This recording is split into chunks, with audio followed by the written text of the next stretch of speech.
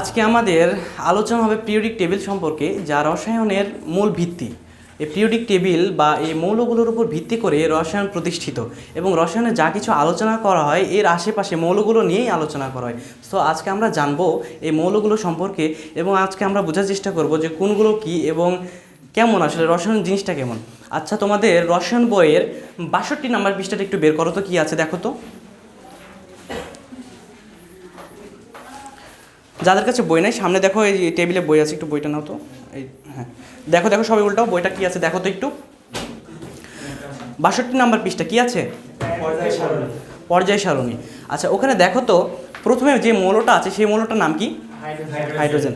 আচ্ছা, আমি কিছু মৌলের নাম বলছি, একটু মিলাও তো, মিলতেছে কি? খুঁজে পাসনি বই ৬২ নাম্বার পৃষ্ঠা না শিব?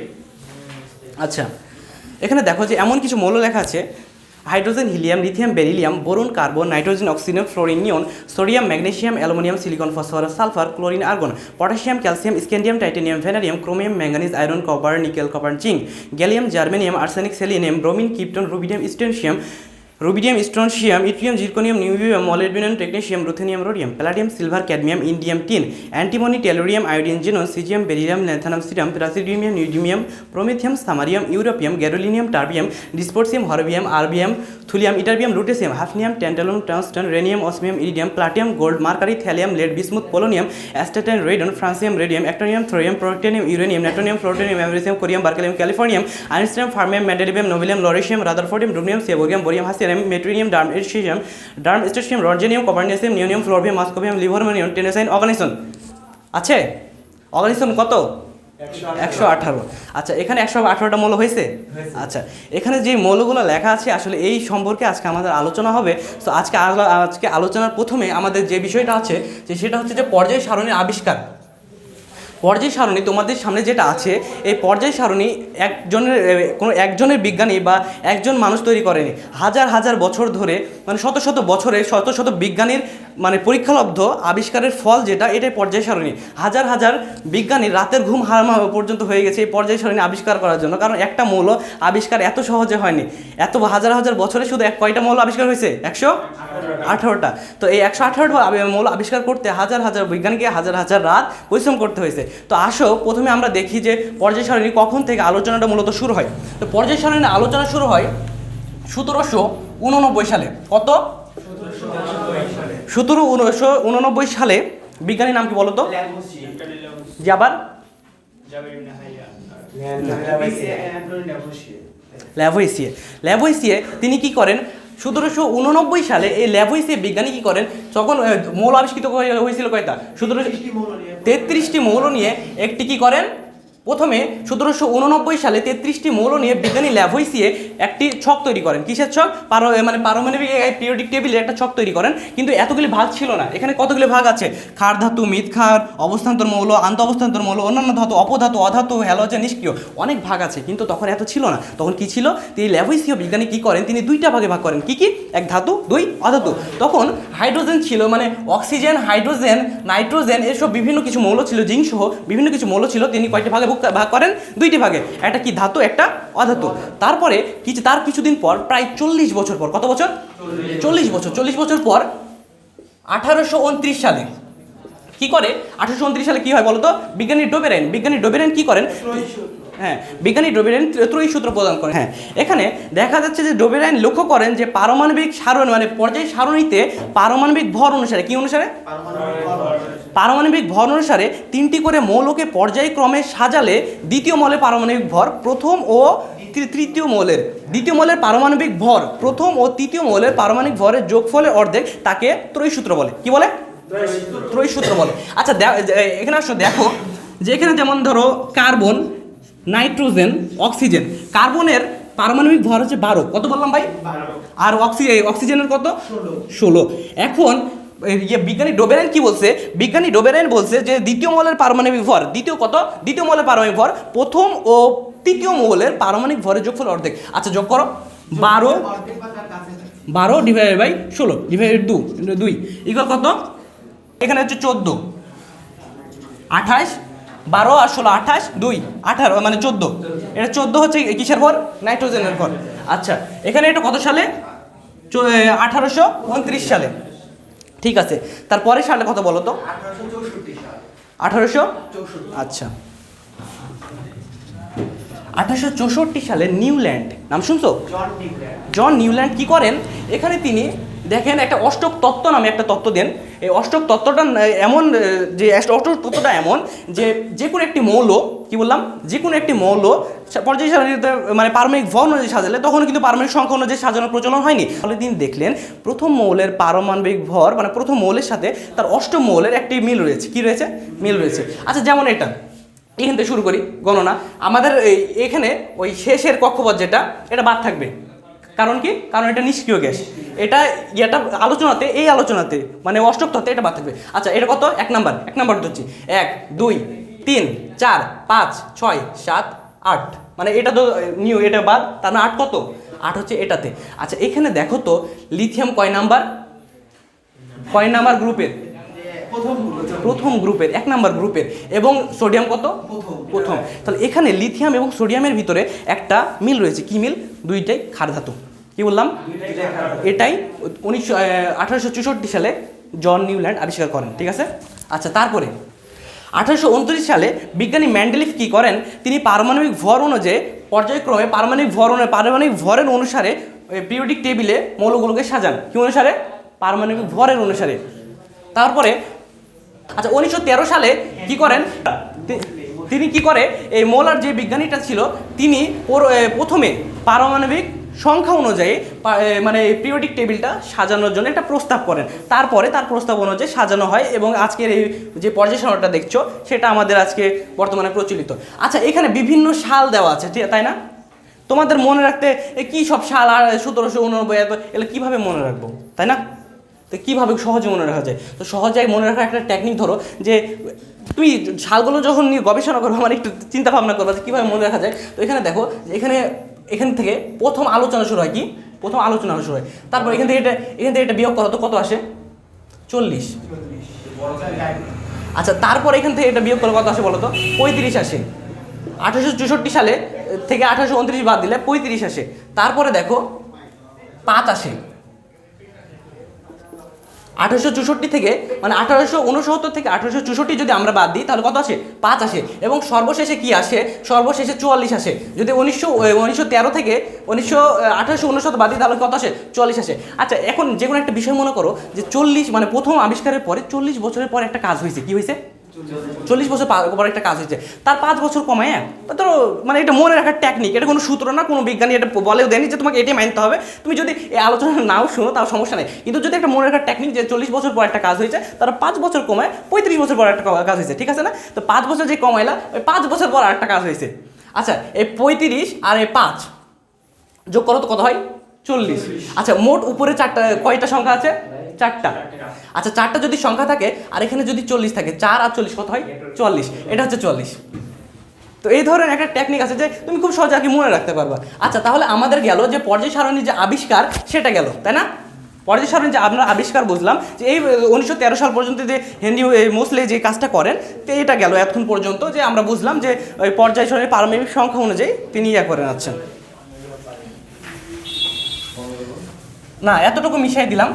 তারপরে আলোচনা হবে পরমাণুর গঠন। এটা শেষ। এখন পরমাণুর গঠন, এটা যদি জানতে চাও তাহলে তোমাকে চলে যেতে হবে রাদারফোর্ডের মডেলে। কারণ রাদারফোর্ড যে বিজ্ঞানীটা ছিল তিনি সর্বপ্রথম পরমাণুর একটা মডেল প্রদান করেন এবং এই পরমাণুর মডেলে তিনি বলেন যে পরমাণুটা আসলে কীরকম। আচ্ছা, আমরা আশেপাশে যা কিছু দেখতেছি সব কিছু কিন্তু পরমাণু দিয়ে গঠিত এবং এই পরমাণু এত ছোট যা খালি চোখে তো দেখা যায়ই না, মানে ওই আণুবীক্ষণিক যন্ত্র যে ওইটা দিয়ে অনেক সময় দেখা যায় না, কত ছোট। আচ্ছা, পরমাণুর একটা কেন্দ্র থাকে। তিনি বলেন পরমাণুর একটা কেন্দ্র রয়েছে, এই কেন্দ্রের নাম কি? নিউক্লিয়াস। এবং নিউক্লিয়াসের ভিতরে প্রোটন, আচ্ছা একটু বড় করে আঁকাই, এটা নিউক্লিয়াস, ধরো এটা নিউক্লিয়াসের ভিতরে প্রোটন এবং কি থাকে? নিউট্রন থাকে। এবং প্রোটন আর নিউট্রন, প্রোটন কি চার্জ বিশিষ্ট? পজিটিভ চার্জ বিশিষ্ট, প্লাস বা পজিটিভ চার্জ বিশিষ্ট। আর নিউট্রনের কোনো চার্জ নেই, কি নাই? জিরো, বা নিউট্রনের কোনো চার্জ নিরপেক্ষ। ঠিক আছে। আর এই নিউক্লিয়াস বা এই নিউক্লিয়াসকে কেন্দ্র করে যেগুলো ঘুরে সেগুলোর নাম হচ্ছে আবার ইলেকট্রন। কি ঘুরে ভাইয়া? ইলেকট্রন ঘুরে। আর ইলেকট্রনের চার্জ হচ্ছে ঋণাত্মক চার্জযুক্ত। কি বললাম? ঋণাত্মক চার্জযুক্ত। তারপরে আচ্ছা ধরো একটা ঋণাত্মক চার্জ, একটা পজিটিভ মানে পজিটিভ চার্জ, একটা মানে নেগেটিভ চার্জ আকর্ষণ করবে না বিকর্ষণ করবে? আকর্ষণ করে। তাহলে যদি আকর্ষণ করে ভাইয়া, তাহলে এটা এদিকে আসার চেষ্টা করবে, তাই না? যদি এদিকে আসার চেষ্টা করে, কেন্দ্রে আসার চেষ্টা করবে, অর্থাৎ তাদের মধ্যে একটা বন্ড তৈরি হবে, পরমাণুগুলো ছুটে যাবে না, পরমাণু একটা কেন্দ্রে একটা আকর্ষিত হবে, ঠিক আছে না? তো এইভাবে পরমাণুগুলো কেন্দ্র করে ঘুরতে থাকে। আর কি বললাম, এটা প্রোটন কি ছিল, কি চার্জ বিশিষ্ট? পজিটিভ। আর ইলেকট্রন ছিল কি? নেগেটিভ। আচ্ছা, প্রোটন ছিল পজিটিভ, ইলেকট্রন ছিল নেগেটিভ। আর আমরা জানি পরমাণুর কেন্দ্রে, পরমাণুর নিউক্লিয়াসে যে কয়েকটি প্রোটন থাকে, পরমাণুর বাইরে পরমাণুকে কেন্দ্র করে, পরমাণুর নিউক্লিয়াসকে কেন্দ্র করে যে কয়েকটি ইলেকট্রন করে, তার সংখ্যা সমান কি? সমান।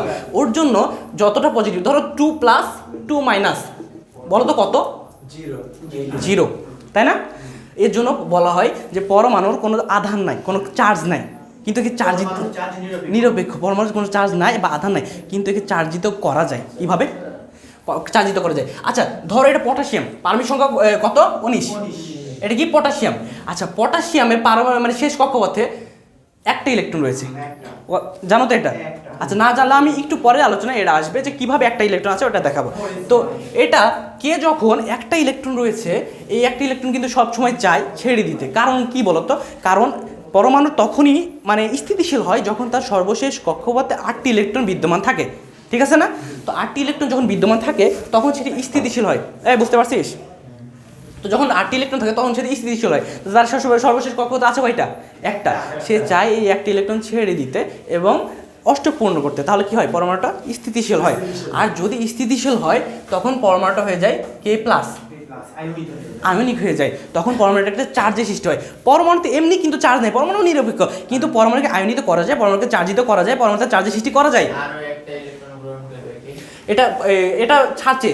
আর গ্রহণ করবে হচ্ছে ফ্লোরিন, গ্রহণ করবে হচ্ছে ক্লোরিন, গ্রহণ করবে ব্রোমিন, গ্রহণ করবে আয়োডিন। এই পর্যায়ে এই 17 নম্বরের হ্যালোজেন গ্রুপে যে কোনো একটা মৌল এই একটা গ্রহণ করতে পারে। এই যে পটাশিয়াম ক্লোরাইড গঠন করবে, পটাশিয়াম ব্রোমাইড গঠন করবে, পটাশিয়াম ফ্লোরাইড, পটাশিয়াম আয়োডাইড, এগুলো সব গঠন করতে পারে। কারণ কি? মৌলের মানে শেষ কক্ষপথে 7টি মৌল থাকবে, হ্যাঁ, তারা একটা ইলেকট্রন গ্রহণ করবে, অষ্টক পূরণ করবে। আর যাদের এই সর্বশেষ কক্ষপথে ধরো একটা ইলেকট্রন রয়েছে, মানে তারা ছেড়ে দিয়ে অষ্টক করবে, ঠিক আছে? হ্যাঁ, ওইটা এই যে ম্যাগনেসিয়াম, ওইটা দুইটা করবে, দুইটা ছাড়বে এবং দুইটা পরমাণু গ্রহণ করবে। আচ্ছা আচ্ছা, এখন আসি যে অরবিটালের ধারণা। পরমাণু এই তো পরমাণু, কি বললাম? এখানে কি থাকে? ঘুরে কি? ইলেকট্রন। আচ্ছা ইলেকট্রন কোথায় ঘুরে? এমনি এমনি ঘুরে? ইলেকট্রন একটা নির্দিষ্ট কক্ষপথে ঘুরে। তো ভাই এমনি আজারে বলে নির্দিষ্ট কক্ষপথে ঘুরলেন, এটা কই পেলেন? রাদারফোর্ড মডেল খুলো, দেখো তৃতীয় অধ্যায়, সে একটু তৃতীয় অধ্যায়ে 1 নম্বর পাঠে দেখো লেখা আছে রাদারফোর্ডের মডেলে তিনি কি বলতেছিলেন? কেন্দ্র রয়েছে এবং কেন্দ্র নিউক্লিয়াস, ওই কেন্দ্রের নাম নিউক্লিয়াস, এবং আশেপাশে যে ইলেকট্রন রয়েছে ওগুলো সেটিকে কেন্দ্র করে কি করে? ঘুরে। আচ্ছা, তো এই যেগুলো কেন্দ্র করে মানে যে কক্ষপথে ঘুরে ওগুলো কি বলা হয়? শক্তি স্তর। আর এই শক্তি স্তরে একটা আছে, মানে এই শক্তি স্তরে ধরো এই যে বেঞ্চটা দেখছো না, এখানে কতজন বসতে পারবে বলো তো? 4 জন বসতে পারবে। তো ধরো এখানে 4 জন বসতে পারবে, এটা একটা যেমন একটা নিয়ম। তো এখানে যেমন 6 জন বসাইলে একটু আজে বাজে লাগবে। তো এখানে 2n² নামে একটা সূত্র আছে, যেখানে প্রথম কক্ষপথে কয়টা বসতে পারবে এটা নির্দেশ করে, দ্বিতীয় কক্ষপথে কয়টা বসবে এটা নির্দেশ করে, তৃতীয় কক্ষপথে কয়টা এটা নির্দেশ করে, চতুর্থ কক্ষপথে কয়টা বসবে এটা নির্দেশ করে। তো এভাবে এটা নির্দেশ করে। আচ্ছা এই n এর মান 1 বসাও তো, কত? 2 বসাইলে 3 বসাইলে 4 বসাইলে 32। আচ্ছা এভাবে এই পরমাণুর হয়, কি হয়? এই ইলেকট্রনে কয়টি ইলেকট্রন থাকবে এটা বোঝা যায়। হ্যাঁ, আচ্ছা এবার যোজ্যত ইলেকট্রন। আচ্ছা যোজ্যত ইলেকট্রন কাকে বলে? যোজ্যত ইলেকট্রন হলো কোনো মৌলের সর্বশেষ শক্তি স্তরে যে কয়টি ইলেকট্রন বিদ্যমান তাকে সেই মৌলের যোজ্যতা ইলেকট্রন বলে। কি বলে? যোজ্যতা ইলেকট্রন। আচ্ছা এখানে দেখো তো 1, তাই না? এটা 1 নম্বর গ্রুপ। আচ্ছা তোমরা এই গ্রুপ সম্পর্কে ধারণা আছে না? এটা কয় নম্বর গ্রুপ? এটা 5, 5 6 7 8 9 10 11 12 13 14 15 16 17 18, হ্যাঁ 18টা গ্রুপ আছে। এখন দেখো যে এই 1 নাম্বার যে গ্রুপটা দেখতে পাচ্ছ, আচ্ছা এই 1 নাম্বার যে গ্রুপটা এখানে ইয়ে কত যোজ্যতা ইলেকট্রন 1। আচ্ছা এখানে যে 2 নাম্বার গ্রুপ এর যোজ্যতা ইলেকট্রন কত 2, এখানে যে এটা কত 3, এভাবে আসতে থাকবে এবং গ্রুপ ভিত্তিক একটা ইয়ে আসতে থাকবে। এবং এখানে দেখো তো যে যখন এ পাশে চলে যাবে, প্রথম আলোচনা হলো যোজ্যতার যে প্রথম আলোচনা হলো সেটা কিন্তু প্রথম দিকে ধরো 1 2 3 এটা নিয়ে কোনো সমস্যা নাই গ্রুপ ভিত্তিক, কিন্তু যখন ওই এটা 13 14 15 16 তখনও আমরা বলবো যে তার যোজ্যতা ইলেকট্রন 15 16 17 18 এরকম না।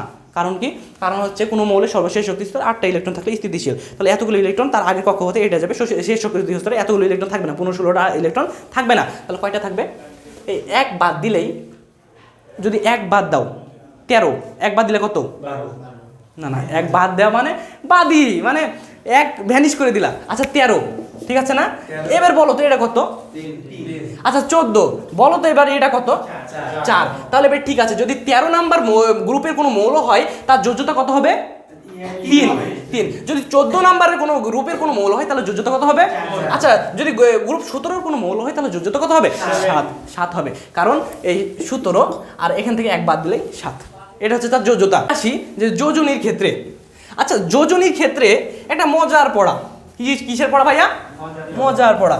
আচ্ছা এখানে দেখো hydrogen, helium, lithium, beryllium, boron, carbon, nitrogen, oxygen, fluorine, neon, sodium, magnesium, aluminium, silicon, phosphorus, sulphur, chlorine, argon. আচ্ছা এত পর্যন্ত থাক, ঠিক আছে। আচ্ছা আমরা সবাই জানি যে হাইড্রোজেন কোন গ্রুপে অবস্থিত, প্রথম গ্রুপে। হাইড্রোজেন যদি প্রথম গ্রুপে অবস্থিত হয় এবং এটা যদি ক্ষার ধাতু হয় তাহলে এটা যোজনী কত বলো তো 1। আচ্ছা তো আমি তোমাকে কেন বললাম যে এই যোজনী মজার পড়া, তো আসো একটু দেখি যে কেন বললাম যে যোজনী মজার পড়া। কারণ যোজনী আমরা মনে রাখতে এই হাইড্রোজেন 1, লিথিয়াম 1, তারা বেরিলিয়াম 2, এগুলো মুখস্থ করতে ক্লান্ত, যোজনী মুখস্থ করতে ধরো আমাদের ইয়ে শেষ। আচ্ছা এখানে কে বাইক চালানো জানো, আচ্ছা বলো তো বাইকে গিয়ার কয়টা থাকে, 4টা। দেখছি যে 4টা গিয়ার থাকে সাধারণত, কয়টা 4টা। আমরা এখানে তো জানি যে এটা 1 আর হিলিয়াম 0, তার মানে আমরা লিথিয়াম থেকে শুরু করছি। আচ্ছা চলো তো একটু বাইক চালাবা, এখন রাত 10টা, তাও চলো একটু বাইক চালাই। আচ্ছা প্রথমে যখন তুমি বাইকটা স্টার্ট দাও তখন কি 4 নাম্বার গিয়ারে দাও, কত নাম্বার গিয়ারে দাও, আচ্ছা ওই 1 নাম্বার গ্রুপে 1 নাম্বার গিয়ারে দেওয়ার পর মনে হয় তুমি 4 নাম্বার গিয়ারে দাও নাকি, কততে দাও 2, আচ্ছা 2, তারপর 4। আচ্ছা 4 নাম্বার গিয়ারে চলে গেছো, ধরো তোমার সামনে হঠাৎ করে একটা মেয়ে চলে এসেছে, কি করবা, মেরে দিবা, আচ্ছা ব্রেক কষবা। আচ্ছা ব্রেক কষলে যখন তুমি বাইকটা স্লো করো তার মানে ওই স্লো করতে একবারে 4 নাম্বারে চলে যাও নাকি, মানে 1 নাম্বার, মানে প্রথমে 1 নাম্বারে যাও না, হ্যাঁ তাহলে 4 নাম্বারে আছে, একটু কমাইলে কত আসবে ভাইয়া 3। আচ্ছা 3, তারপর আচ্ছা 0 চলে আসছে। আবার তুমি চালাবা, কি করবা, আবার চালাবো। আমি কি ওই মেয়ের সামনে বসে থাকবো, কি করবো, চালাবো রে ভাইয়া। তাহলে চালাও, এই যে 1 2 3 4 হয়ে গেছে না, 4 হয়ে গেছে। ধরো আর একটা কোনো ছাগল চলে আসছে, কোনো একটা বাস চলে আসছে, কি করবা, কমাবা, 3 2 1 0, বাস যোজনী শেষ। আর কি করবা, তোমার মুখস্থ করতে হবে না তো, এটা 1 এটা 2 এটা 3, কোনো দরকার নাই, কি মানে এটা জাস্ট একটু দেখে নিবা কয়েকবার, বাস কাজ শেষ। কিন্তু এখন বলবা যে ভাইয়া পড়াইলেন ভালো কথা, কিন্তু এই সালফার এই মৌলটা যে যোজনী দেখছি যে অন্যরকম আছে, 2 4 6, তো এরকম কেন ভাইয়া, আপনি বললেন যে ওই 2 আবার এখানে 4ও হচ্ছে 6ও হচ্ছে, এরকম হচ্ছে কেন, কারণ সব কিছুর একটা ব্যতিক্রম থাকে। তো এই ব্যতিক্রমের ভিতরে সালফার, এটাকে মনে রাখতে হবে, সালফারের যোজনী কখনো 2 কখনো 4 কখনো 6, ঠিক আছে, ওকে। কার্বনের ক্ষেত্রেও এটা যোজনী পার্থক্য আছে, কয়েকটা মৌল এরকম ব্যতিক্রম আছে। তাও এভাবে এই সূত্রটা ইয়ে করলে একটু বাইক চালাবা পরীক্ষার হলেও সব পেরে নিবে, সমস্যা নেই, অত মুখস্থ করতে হবে না। আচ্ছা তারপরে আসো পারমাণবিক ব্যাসার্ধ,